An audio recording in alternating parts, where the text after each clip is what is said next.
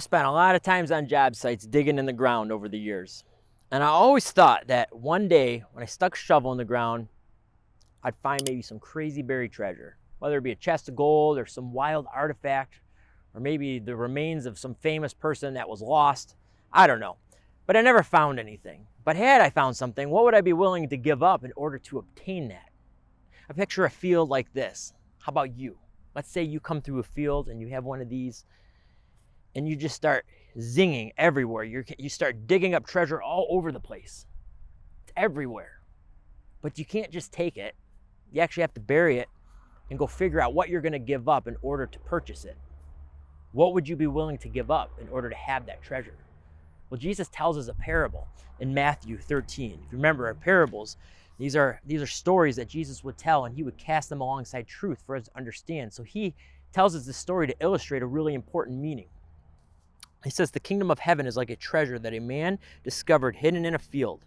In his excitement, he hid it again and sold everything he owned to get enough money to buy the field. He goes on to illustrate it a little bit further by telling pretty much the same parable with just different pieces.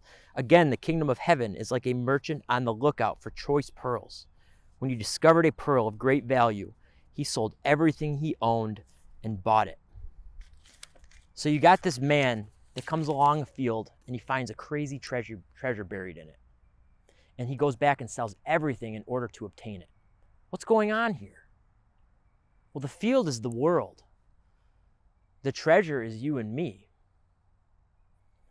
The man is Jesus. And he's willing to give up so much in order to purchase us. We are worth that much to him. I am, you are, that he would be willing to give up what? What did he give up for us? It tells us in Philippians, we learned this at camp.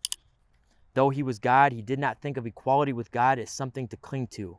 Instead, he gave up his divine privileges, and he took the humble position of a slave and was born as a human being. And when he appeared in human form, he humbled himself in obedience to God and died a criminal's death on a cross. So Jesus has come along through the world, and he sees you and me, and he is willing to purchase us, and he is willing to give up his divine privileges, set down his crown, come to earth, become a human being. And not only that, but he's willing to purchase you because he loves you that much, and you are that valuable to him.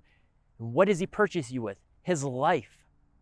Not with gold or silver, as it says in 1 Peter. It says, for you know God paid a ransom to save you from the empty life you were inherited from your ancestors. And it was not paid with mere gold and silver, which lose their value. It was the precious blood of Christ, the sinless, spotless Lamb of God. I know what that means to me, but I would ask you, what does that mean to you? Do you understand what value you are to him? Do you understand the sacrifice that he made for you?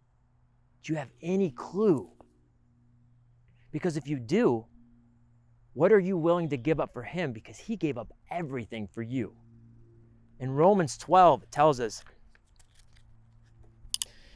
and so, dear brothers and sisters, I plead with you to give your bodies to God because of all he has done for you. Let him be a living and holy sacrifice, the kind he will find acceptable. This is truly the way to worship him. If Jesus is worth everything to you, what are you willing to give up for him? In your groups, I suspect the conversations will probably get real, and I want you to get real with them. And I cannot wait to hear how it goes.